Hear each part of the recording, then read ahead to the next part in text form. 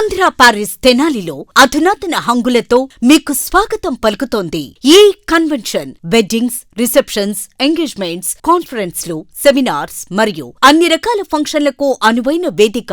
ఈ convention function hall AC, RTC bus stand out gate ఎదురు, Tenali. Cell number 7288566666. Tenali వస్త్ర వ్యాపార రంగంలో అత్యంత క్వాలిటీతో 30 ఏళ్లుగా విశేష అనుభవం కలిగిన రిమ్ జిమ్ రెడీమేడ్ గార్మెంట్స్ వారి 30వ వార్షికోత్సవ శుభాకాంక్షలతో క్రిస్మస్, నూతన సంవత్సర మరియు సంక్రాంతి పండుగల అదిరిపోయే స్పెషల్ ఆఫర్స్ ఇప్పుడు మీకోసం. 2 కొంటే 1 ఉచితం. బాయ్స్, జెంట్స్ మరియు లేడీస్ సెలక్షన్స్ లో కళ్ళు చెదిరే కలెక్షన్స్ మరియు ఆఫర్స్. త్వరపడండి, ఆఫర్ స్టాక్ ఉన్నంత వరకు మాత్రమే. Rimjhim readymade garments, main road, Tenali. Cell number 9704260669. Shashi sweets మరియు కేక్స్ మేళా గత 3 దశాబ్దాలుగా కేక్స్ మేళాను నిర్వహిస్తూ తెనాలి మరియు పరిసర ప్రాంత ప్రజలను అలరిస్తున్న శశి డెలీషియస్ వారి స్వీట్స్ మరియు కేక్స్ మేళా డిసెంబర్ 30, 31, జనవరి 1 తేదీల్లో వివిధ రకాల వందలాది మోడల్స్ తో అలరించనున్న కేక్స్ మేళాను సందర్శించండి. నంబర్ 9335589999. శశి గ్రూప్స్ వారి క్రిస్మస్ మరియు నూతన సంవత్సర శుభాకాంక్షలు. అంగలకుదురు గ్రామం పసుపుమయంగా మారిపోయింది. తెలుగుదేశం పార్టీకి పట్టుకొమ్మగా, గుండెకాయగా నిలబడే అంగలకుదురు గ్రామంలో ఈ రోజు ఉదయం నుండి కూడా కోలాహల వాతావరణం నెలకొంది.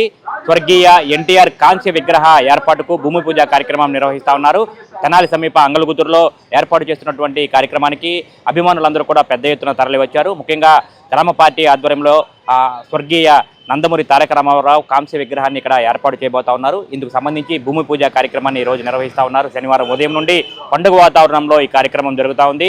ఎమ్మెల్సీ ఆలపాటి రాజేంద్ర ప్రసాద్, అట్లాగే వేమూరు శాసనసభ్యులు నక్కా ఆనందబాబు, మహిళా కమిషన్ మాజీ చైర్పర్సన్ నన్నపనేని రాజకుమారి, జిల్లా పరిషత్ చైర్పర్సన్ కత్తెర హెనీ క్రిస్టినా, సురేష్ కుమార్ దంపతులతో పాటు ముఖ్య అతిథులందరూ కూడా ఈ కార్యక్రమానికి హాజరయ్యారు. పెద్ద ఎత్తున అభిమానులందరూ కూడా పాల్గొన్నారు. అట్లాగే లీడ్ క్యాప్ చైర్మన్, జిల్లా తెలుగుదేశం పార్టీ అధ్యక్షులు పిల్లి మాణిక్యాలరావు కూడా ఈ కార్యక్రమానికి ప్రత్యేక అతిథిగా, ముఖ్య అతిథిగా కూడా హాజరయ్యారు. కోలాహల వాతావరణంలో, పండుగ వాతావరణంలో భూమి పూజ కార్యక్రమాన్ని నిర్వహించారు.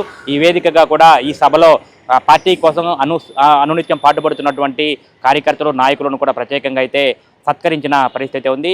ఏదైతే గ్రామంలో కాంస్య విగ్రహం, ఎన్టీఆర్ కాంస్య విగ్రహం ఏర్పాటు చేస్తున్నారో ఆ విగ్రహానికి సంబంధించి తెనాలికి చెందిన హెచ్సివి ఛానల్ అధినేత కరణం వెంకటేశ్వరరావు 3 లక్షల రూపాయల విరాళం చెక్కును ఇదే వేదికగా అతిథుల చేతుల మీదుగా కూడా నిర్మాణ కమిటీ నాయకులకు అయితే అందజేశారు. ఈ సందర్భంగా పండుగ వాతావరణంలో ఈ కార్యక్రమం జరుగుతోంది. తెనాలితో పాటు చుట్టుపక్కల ప్రాంతాల వారు, గ్రామానికి చెందినటువంటి తెలుగుదేశం పార్టీ నాయకులు, కార్యకర్తలు, ఎన్టీఆర్ అభిమానులందరూ ఈ కార్యక్రమానికి హాజరయ్యారు. ఈ సందర్భంగా ఈ గ్రామం మొత్తాన్ని కూడా పసుపుమయంగా మార్చేశారు. ఎంతో సర్వాంగ సుందరంగా తీర్చిదిద్దారు. ఈ సందర్భంగా అయితే ఏర్పాటు చేసిన సభలో అతిథులందరూ మాట్లాడుతూ తెలుగు జాతి గుండె చప్పుడు స్వర్గీయ ఎన్టీఆర్ అని చెప్పి కూడా కొనియాడారు. తెలుగు జాతి ఉన్నంత వరకు ఆ తెలుగు జాతి గౌరవాన్ని ప్రపంచవ్యాప్తంగా చాటి చెప్పిన మహనీయుడు ఎన్టీఆర్ విగ్రహావిష్కరణ త్వరలో చేపట్టాలి. ఈరోజు భూమి పూజ కార్యక్రమం నిర్వహిస్తా ఉన్నాం. అతి త్వరలో విగ్రహ ప్రారంభోత్సవానికి కూడా తాము హాజరవుతామని చెప్పి కూడా పేర్కొన్నారు. ఈ సందర్భంగా ఎన్టీఆర్ విగ్రహాన్ని ఏర్పాటు చేస్తున్నటువంటి గ్రామ తెలుగుదేశం పార్టీ నాయకులను, కమిటీని వారందరూ కూడా ప్రత్యేకంగా అయితే అభినందించారు. ఈ రోజున ప్రపంచంలో తెలుగు వాడి గురించి తెలిసింది అంటే, తెలుగు గౌరవాన్ని కాపాడబడుతుంది అంటే, తెలుగు జాతికి నిజమైనటువంటి దండ ఇచ్చింది ఎవరైనా అంటే అన్న నందమూరి తారక రామారావు. ఆయన కళాకారుడిగా ఒక పాత్ర పోషిస్తే ఆయన జీవితంలో ఆ కళాకారుడిగా దేశం మొత్తంలో కూడా ఆయన గురించి తెలియని వారు లేరు. ఆయన కళారంగంలో ఆయన పోషించిన అన్ని పాత్రలు ఇంకెవరు పోషించుండరు అని కూడా మనందరికీ తెలిసినటువంటి వాస్తవం. అయితే ఏ పాత్ర పోషించినా కూడా ఆ పాత్రలో లీనమయ్యి నిజంగా ఆయన చేస్తేనే ఈ పాత్రకి న్యాయం జరిగిద్దని, ఇలాగా ఈ పాత్ర ఆయనే చేయగలనే వాస్తవాన్ని మనందరికీ తెలిపినటువంటి కళాకారుడు, రాజకీయాలకి ఒక కొత్త అర్థాన్ని ఇచ్చినటువంటి నాయకుడు, అంతేకాకుండా మిగతా రాజకీయ పార్టీలకి మార్గదర్శకుడైనటువంటి నాయకుడు. ఎందుకంటే అప్పటికే 1983 నాటికే మనం తెలుగుదేశం పార్టీ ఆవిర్భించే నాటికే ఈ భారతదేశంలో అనేక రాజకీయ పార్టీలు ఉన్నాయి. చిన్న పార్టీలు కానీ, జాతీయ పార్టీలు కానీ, ప్రాంతీయ పార్టీలు కానీ, ఎన్నో రాజకీయ పార్టీలు ఉన్నాయి. వీళ్ళందరికీ కలిపి ఆయన మార్గదర్శకుడయ్యాడు. ఇది రాజకీయం అంటే చూపించాడు. 4 గోడల మధ్యలో కాదు, 4 మధ్యలో రాజకీయం అని చెప్పాడు. సమాజమే దేవాలయం అన్నాడు, ప్రజలే దేవుళ్ళు అన్నాడు. అందరూ చాలా రకాలుగా చెప్పారు. కానీ ఆయన చెప్పింది ఆచరించినటువంటి మహానుభావుడు. చాలా మంది మనం చెప్తూ ఉంటాం 15 ఏళ్ళు చేశారు, 20 ఏళ్ళు చేశారు, ఇట్లా మనం చెప్పుకుంటూ ఉంటాం. కానీ ఆయన చేసింది 7 ఏళ్ళు అయినా సరే ముఖ్యమంత్రిగా ఆయన ఈ దేశంలోనే ఈ రోజున ఎన్నో సంక్షేమ పథకాలకి మార్గదర్శకుడయ్యాడు, రాజకీయాలకి కొత్త అర్థాన్ని ఇచ్చాడు. ఆ రకంగా అభివృద్ధి ఒకవైపు, సంక్షేమం ఒకవైపు, సామాజిక మార్పు కూడా ఆయన చైతన్యం చూపించినటువంటి వ్యక్తి. ఆనాడు మరి ఎంఆర్పిఎస్ వాళ్ళు ఒప్పుకుంటారు లేదో నాకు తెలియదు, కానీ అరుంధతీయుడు అని చెప్పి మొట్టమొదటిగా సంబోధించినటువంటి నాయకుడు ఎవరైనా ఉన్నారంటే అన్న నందమూరి తారక రామారావు దానికి శ్రీకారం చుట్టాడని చెప్పి నా భావన. అలాంటి సామాజిక మార్పుకి చైతన్యం పలికినటువంటి నాయకుడు అన్న నందమూరి తారక రామారావు. మరి అంతేకాకుండా మనం గమనించినట్లయితే రాజకీయ సంస్కరణలు, ఒక గుడ్ గవర్నెన్స్, రాజకీయ సంస్కరణల ద్వారా ఒక మంచి పాలనని నాంది పలికినటువంటి ఒక గొప్ప నాయకుడు అన్న నందమూరి తారక రామారావు. ఎందుకంటే మనం చాలా సందర్భాల్లో చూస్తూ ఉంటాం, ఎక్కడో సమితిలు ఉండేవి, మరి ఆ సమితులన్నా తీసుకొచ్చి మన ఇంటి గుమ్మం ముందల పాలన తీసుకొచ్చి పెట్టినటువంటి మండల వ్యవస్థను తీసుకొచ్చి మన ఇంటి ముందల పాలన పెట్టినటువంటి నాయకుడు. అంతేకాకుండా ఆ రోజున ఉన్నటువంటి కారణం మున్సిపులకి పెత్తనం తీసేసి సామాన్య మానవుడికి పెత్తనం ఇచ్చినటువంటి నాయకుడు ఎవరైనా అంటే నందమూరి తారక రామారావు. ఆ రకంగా ఆయన గురించి ఎన్ని రకాలుగా చెప్పినా ఆయన యొక్క ఒక్కొక్క రోజు ఒక్కొక్క చరిత్ర 7 సంవత్సరాలు నడిచిందని చెప్పిన భావన. అలాంటి గొప్ప నాయకుడి యొక్క విగ్రహాన్ని మనం గతంలోనే ఈ ఊర్లో అంగళగుత్తులో ఆ చివరి ఉండేది కాలవతల, మరలా ఊళ్ళో పెట్టుకోవాలని చెప్పి మీ అందరికీ ఆలోచన వచ్చి అందులో ఈ పంచాయతీ భవన్లో ఇక్కడ మనం ఒక మంచినీటి సదుపాయాన్ని మనం కలగజేస్తా ఉన్నాం ఎంపీ చంద్రశేఖర్ గారు, మంత్రి చంద్రశేఖర్ గారి ద్వారా. మరి అదేవిధంగా గతంలో ఈ ఏది కార్యాలయం కట్టించింది కూడా మన చంద్ర గారి వెంకటరాయ గారు. మరి వాళ్ళు ఈ స్థలంలో ఆ రోజున ప్రారంభించడం చేసుకోవటం, వాళ్ళ పేరు పెట్టడం జరిగింది. మరి అదేవిధంగా వాళ్ళ పేరు ఆ రకంగానే ఉంచి ఇక్కడ నీళ్ల వసతి కల్పించి, మంచినీటి వసతిని కల్పించి, మరి సిఎస్ఆర్ఏ ఫండ్స్ ద్వారా మంచినీటి వసతిని కూడా కల్పించడం జరిగింది అని చెప్పి తొందరలో మీకు మనవి చేస్తూ, మరి ఈ విగ్రహ ఆవిష్కరణకి ఇక్కడ శంకుస్థాపన ఈరోజు చేసుకోవటం 27వ తారీఖు చేయాలని చెప్పి మరి ప్రత్యేకంగా మన కేంద్ర మంత్రి వర్గ గారు కూడా అడిగితే ఆయనకి ఈరోజు సమయం లేదు, ముందర విగ్రహ ఆవిష్కరణకి నేను తప్పకుండా వస్తాను, ముందర ఈ కార్యక్రమాన్ని చేయమంటే మరి వీళ్ళందరి యొక్క సువర్ణ హస్తాల మీద ఈ కార్యక్రమానికి వాళ్ళు నాంది పలకడం జరిగింది. ఎన్టీ రామారావు గారు అనగానే వెంటనే మనకు గుర్తొచ్చేది ముందు మంచి సినీ యాక్టర్, మంచి నటనలో కూడా చక్కగా సినీ పాత్రలో ప్రతి పాత్రని కూడా ఈ పాత్ర తనకైతేనే కరెక్ట్ గా ఉంటుంది, అది దేవుడి పాత్ర కానివ్వండి, ఇంకో పాత్ర కానివ్వండి, ఏదైనా కానీ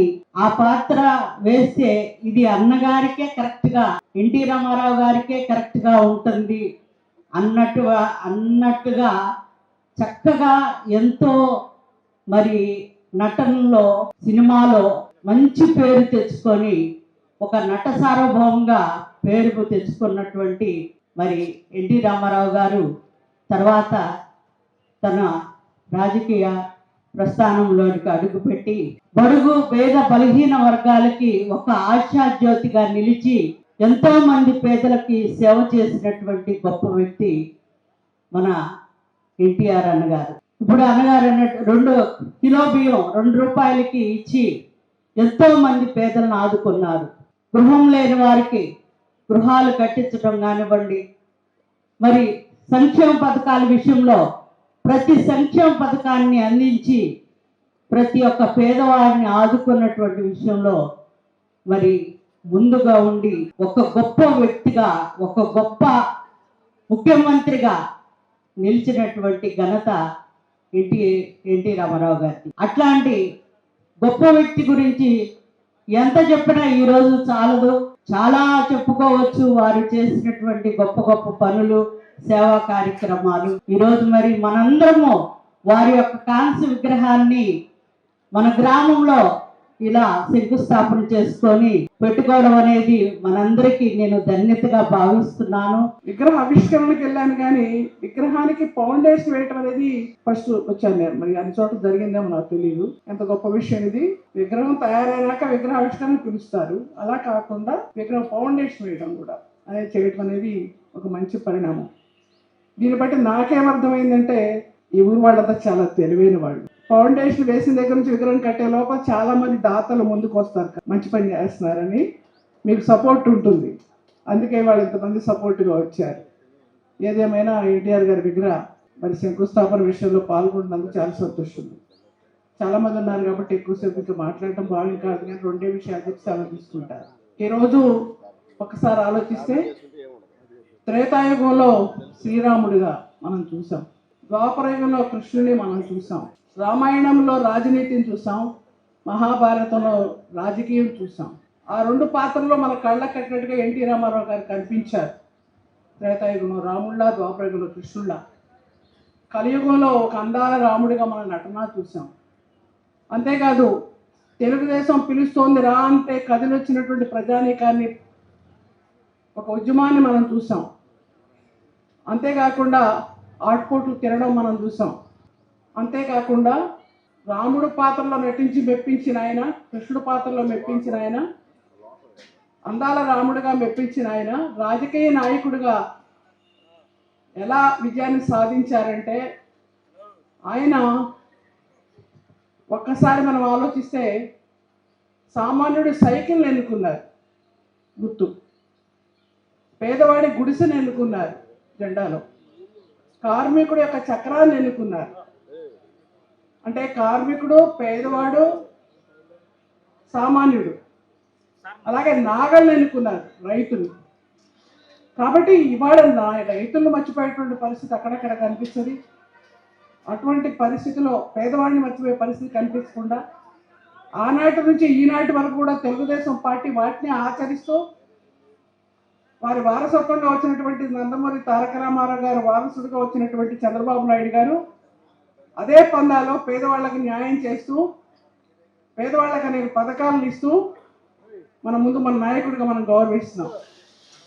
అయితే ఎన్టీ రామారావు గారి స్ఫూర్తిని మర్చిపోకుండా మనందరూ గుర్తుపెట్టుకోవాలని అక్కడక్కడ ఈ విగ్రహాలు చూస్తూ మనం గుర్తుపెట్టుకుని ఆయన ఏదైతే మనం చెప్పాడో దాన్ని ఆచరిస్తూ తెలుగుదేశం పార్టీని బలపరుస్తూ ఆంధ్రదేశ అభివృద్ధి కోసం, ముఖ్యంగా రాజధాని అమరావతి కోసం చంద్రబాబు నాయుడు గారి నాయకత్వంలో మనమంతా కూడా ముందుకు వెళ్ళడం కోసం, మన భావితరాల వారి కోసం మనమంతా కూడా సపోర్ట్ చేయాల్సిన అవసరం ఉందని భావిస్తూ ఈనాడు మమ్మల్ని ఇక్కడ పిలిచినందుకు మరొకసారి అందరికీ ధన్యవాదాలు తెలియజేస్తూ, అంగళకుదురు గ్రామంలో స్వర్గీయ ఎన్టీ రామారావు గారి కాంస్య విగ్రహం మీరు త్వరలో ప్రతిష్ఠించుకోబోతా ఉన్నారు.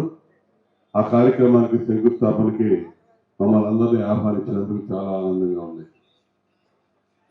తెలుగుదేశం పార్టీ వ్యవస్థాపకుడిగా ఉమ్మడి రాష్ట్రాల్లోనే కాదు ప్రపంచంలో ఉన్నటువంటి తెలుగు వారందరూ కూడా ఒక మార్గదర్శిగా నిలిచినటువంటి మహానాయకుడు ఎన్టీ రామారావు గారు. సినిమా రంగంలో దేదీప్యమానంగా వెలిగిపోతూ ఆ రోజుల్లోనే కోట్లాది రూపాయల సంపాదన ఉండి సమాజంలో ఉన్నటువంటి పేదవారికి ఏదో ఒక మేలు చేయాలి, ఈ రాష్ట్రాన్ని ఉద్ధరించడానికి మనకున్న అవకాశాలు వినియోగించాలి, సమాజం కోసం పాటుపడాలని చెప్పి రాజకీయ పార్టీని స్థాపించి పార్టీ స్థాపించిన 9 నెలల్లోనే అధికారంలోకి వచ్చి అధికారంలోకి రాకముందు చెప్పినటువంటి మాటలు పేదవాడికి ఉండటానికి గూడు, కట్టుకోవడానికి బట్ట, తినడానికి తిండి, ఈ 3 ఇవ్వాలనే సంకల్పం. ఆ సంకల్పాన్ని అధికారంలోకి వచ్చిన వెంటనే నెరవేర్చుకున్న విధానం. అదేవిధంగా రాజకీయం అంటే ఎక్కడో మేడల్లో మిద్దల్లో ఉండే వాళ్ళకి, గ్రామానికి ఒకరికో ఇద్దరికో, పట్టణాలకు 10 మందికి 20 మందికి అందుబాటులో ఉన్నటువంటి రాజకీయాన్ని సామాన్యుడు ప్రతి ఒక్కరి ముంగిటికి తీసుకొచ్చినటువంటి మహా వ్యక్తి ఎన్టీ రామారావు గారు. రాజకీయం గురించి ప్రతి ఒక్కరూ మాట్లాడుకోవటం, తెలుసుకోవటం, మనకున్నటువంటి హక్కులు, అధికారాల గురించి వెలువెత్తి చాటే విధంగా ఒక ప్రజాస్వామ్యాన్ని పరిడవిల్లే విధంగా రాజకీయాన్ని తయారు చేసినటువంటి వ్యక్తి ఎన్టీ రామారావు గారు అని చెప్పి నేను తెలియజేస్తా ఉన్నా. ఇక్కడికి వచ్చిన ఈ విగ్రహ శంకుస్థాపనకు వచ్చిన పెద్దలకి, అట్లాగే పార్టీ నాయకులకి, కార్యకర్తలకి, గ్రామ పార్టీ నాయకులకి, పెద్దలకి, వచ్చిన తెలుగు దేశం పార్టీ అన్నగారి అమ్మానులకి అందరికీ కృతజ్ఞతలు చెప్పుకుంటూ సెలవు. నాకు ఈరోజు చాలా సంతోషంగా ఉంది, చాలా గర్వంగా కూడా ఉంది. అంగలకుదురు గ్రామం లాంటి తెలుగుదేశం కంచుకోటలో ఇంతమంది మహామహుల మధ్య స్వర్గీయ ఎన్టీ రామారావు గారి కాంస్య విగ్రహానికి సంబంధించి శంకుస్థాపన కార్యక్రమంలో పాల్గొనడం అనేది నిజంగా నేను పోయిన జన్మలో చేసుకున్నటువంటి పుణ్యంగా భావిస్తా ఉన్నాను. ఎన్టీ రామారావు గారిని అందరూ కూడా ఒక గొప్ప సినిమా నటుడుగా, గొప్ప రాజకీయ నాయకుడుగా, పరిపాలనా దక్షకుడుగా, సంక్షేమ పథకాల రూపకల్పన ఆరాధ్యుడిగా పూజిస్తారు. అవన్నీ నిజమే. నేనైతే ఇంకొక కోణంలో చూస్తాను. ఆయన విప్లవ వీరుడు. ఏంటప్పుడు విప్లవ వీరుడు అంటున్నారు అనుకుంటారేమో. విప్లవం అంటే తుపాకులు భుజాన్ని వేసుకొని, లేకపోతే కత్తులు కటారులు తీసుకొని ప్రత్యర్థులు అనుకున్నటువంటి వాళ్ళ మీద కర్రలో కత్తులతోటి దాడి చేసి అడవుల్లో నివసించే వాళ్ళు విప్లవకారులు కాదు. నిజమైనటువంటి విప్లవకారులు ఎవరైనా సరే మార్పుని కోరుకునేటువంటి వాళ్ళు విప్లవకారులు. నందమూరి తారక రామారావు గారు ఆనాటికి, ఆయన రాజకీయ పార్టీ పెట్టే నాటికి దేశంలో కాంగ్రెస్ పార్టీ ఏకచక్రాధిపత్యంగా పరిపాలిస్తూ తను అనుకున్న వాళ్ళే ముఖ్యమంత్రి, తను అనుకున్నదే రాష్ట్రం, తను అనుకున్నవాడే నాయకుడు, అనుకోకపోతే నాయకుడిని తీసివేయటం, రాష్ట్రాల నాయకుల్ని మార్చేయటం, ముఖ్యమంత్రులు కూడా మార్చేయటం, అభివృద్ధి గురించి ప్రశ్నిస్తే అరెస్టులు చేయటం, పరిపాలనకు ఇబ్బంది వస్తే ఎమర్జెన్సీలు విధించడం, ఇట్లా ఒంటెత్తు పోకడతో పోయేటప్పుడు ఈ దేశంలో మార్పు కావాలి, ఆ మార్పు ప్రజాస్వామ్యబద్ధంగా ఉండాలి, ఆ మార్పు నిరంతరం పురోగమిస్తూ ఉండాలి, ఆ మార్పు రాజకీయమై ఉండాలి, ఆ రాజకీయం పేదల దగ్గర ఉండాలని చెప్పేసి భావించి రాజకీయ పార్టీ పెట్టినటువంటి విప్లవ యోధుడు ఎన్టీ రామారావు గారు. అందుకు నేను విప్లవ యోధుడు అన్నాను. విప్లవం అంటే మార్పు. ఆ మార్పును కోరుకున్నాడు. అంతకు ముందే ఆయనకి పెద్ద ఫ్రేమ్ ఉంది. రాముడు అంటే ఆ రూపం తెలియదు, ఆయన చూసుకొని రాముడు అనుకునేవాళ్ళు. కృష్ణుడు అంటే రూపం తెలియదు, రామారావు గారిని చూసి కృష్ణుడని ఇందిరాగాంధీ సైతం చేతులెత్తి దండం పెట్టేది. దుర్యోధనుడైనా, అర్జునుడైనా, కర్ణుడైనా, ఎవరైనా నందమూరి తారక రామారావు గారే. అలాంటి గొప్ప సినిమా నటుడు, విలాసవంతమైనటువంటి జీవితం ఉన్నటువంటి వ్యక్తి ఈ పేద ప్రజలు, ఈ రాష్ట్రంలో ఉన్నటువంటి ప్రజల కోసం నేను ఏదో ఒకటి చేయాలి, నన్ను ఇంత వాడిని చేసిన ఈ తెలుగు ప్రజల కోసం నేను ఏదో ఒకటి చేయాలి, అది ఆత్మగౌరవం అయి ఉండాలి, అభివృద్ధి అయి ఉండాలని చెప్పేసి భావించి 82లో పార్టీ పెట్టినటువంటి 9 నెలల్లోనే అధికారంలోకి తీసుకొచ్చినటువంటి ఏకైక రాజకీయ పార్టీ, రాజకీయ నాయకులు నందమూరి తారక రామారావు గారు. ఎంత మందిని తయారు చేసిందంటే రామారావు గారి చేతుల మీదుగా అసలు కుగ్రామంలో సర్పంచ్ కానటువంటి వాళ్ళు మంత్రులయ్యారు, కుగ్రామంలో గుర్తింపు లేనటువంటి వాళ్ళు హోంమంత్రులయ్యారు. ఎక్కడ దాకా ఎందుకు, నేను ఒక దళిత వర్గానికి సంబంధించినటువంటి వ్యక్తిని. మహేంద్ర మామూలుగా అన్ని రాజకీయ పార్టీల్లో మీకు ఎవరు గుర్తుకొస్తారంటే ఆర్థిక శాఖ మంత్రులు అంటే ఎవరో చిదంబరమో లేకపోతే ఆనవ రామనారాయణ రెడ్డి గారు ఇంకొకరిలో కనిపిస్తారు. ఆర్థిక శాఖ మంత్రి అంటే ఎన్టీ రామారావు గారు మొట్టమొదట ఒక మాదిగా వ్యక్తిని ఆర్థిక శాఖ మంత్రి చేశాడు. అలాంటి సంస్కరణలు సృష్టించినటువంటి వ్యక్తి.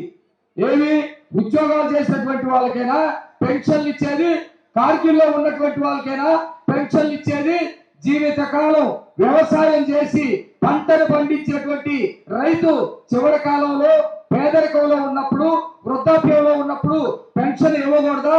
పప్పులు ఉప్పులు కొని ఈ దేశ సంపద, రాష్ట్ర సంపద పెంచినటువంటి వాళ్ళకి పెన్షన్ ఇవ్వకూడదని పెన్షన్ అనేటువంటి ఆలోచన తీసుకొచ్చి ఆంధ్రప్రదేశ్ లో ఆయన చేతుల మీదుగా ప్రారంభించి దేశం మొత్తం ఫాలో చేసినటువంటి రామారావు గారు. ప్రజా ఫార్మసీ అనే మందుల షాపు మన గౌరవ మంత్రివర్యులు నాదెండ్ల మనోహర్ గారి చేతుల మీదుగా ఓపెన్ అయిందండి. ఇదిగో ప్రతి సామాన్యుడికి అందుబాటు ధరల్లో నాణ్యమైన మందులు ఇచ్చేస్తున్నారండి. మరి ఆర్డర్ ప్రకారం ఎలాంటి మందులైనా తెప్పించేస్తున్నారండి. ప్రతిరోజు ఉదయం 7 గంటల నుండి రాత్రి 11 గంటల 30 నిమిషాల వరకు ఎప్పుడు తెరిచే ఉంచేస్తున్నారండి. ఇదిగో అల్లో గాంధీ చౌక్ లేదు, అక్కడ నెహ్రూ రోడ్ లోనండి. ఇదిగో మర్చిపోండి, చాలా తక్కువ రేట్లకే నాణ్యమైన మందులు ఇచ్చేస్తున్నారు. ఉంటారండి మరి.